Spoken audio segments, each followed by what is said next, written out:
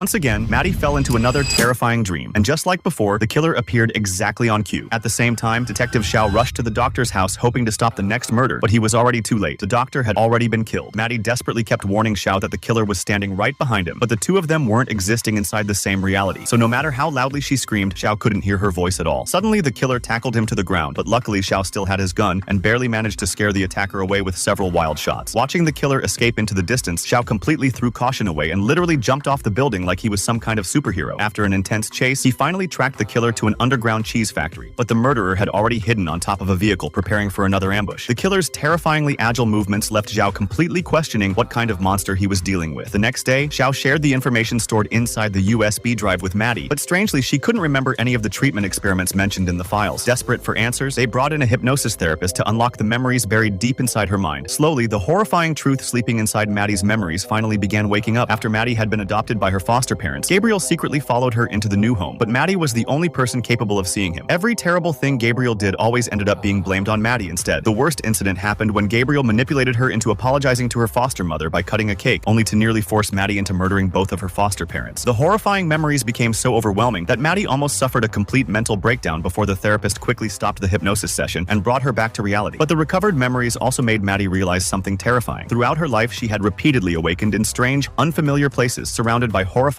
events she couldn't explain. Gabriel was like a forgotten memory buried deep inside her brain. Combined with the mysterious phone call she received earlier, Maddie finally became convinced that Gabriel was responsible for everything. But one terrifying question still remained. If Gabriel was only an imaginary friend, then who was physically committing the murders? Meanwhile, the kidnapped woman secretly managed to cut through her ropes while the killer was away. But before she could even take more than a few steps, the floor beneath her suddenly collapsed. To everyone's horror, the place where she had been imprisoned was actually hidden inside Maddie's own attic. Inside the attic, police also discovered the killer's black clothing, along with a sharp blade attached to the murder trophy. Because of this evidence, Maddie was immediately arrested as the prime suspect. Determined to prove her sister's innocence, Saloni traveled to the abandoned hospital where Maddie had once been treated as a child. After years of neglect, the building had become completely ruined and decayed. While searching through the archive room, Saloni finally uncovered the videotapes documenting Maddie's childhood treatment. But the recordings didn't just reveal the horrifying truth. They awakened a nightmare that had been sleeping for years. Maddie's biological mother had never actually died during childbirth. At just 15 years old, she had been assaulted and became pregnant with Maddie. Her family believed the child was a disgrace against God and abandoned her completely. Unable to raise the baby herself, she eventually left Maddie in the care of the hospital. Watching the tapes, Maddie's foster mother finally realized she had been lied to all these years. Meanwhile, Detective Xiao's investigation also confirmed that the kidnapped woman was actually Maddie's biological mother. But the next videotape revealed something even more horrifying. During her treatment sessions, Maddie gradually became increasingly violent and aggressive, even attacking hospital staff members. The true source behind everything was a horrifying, malformed creature growing from the back of her body. The being Maddie called Gabriel. He wasn't imaginary at all. Gabriel was a living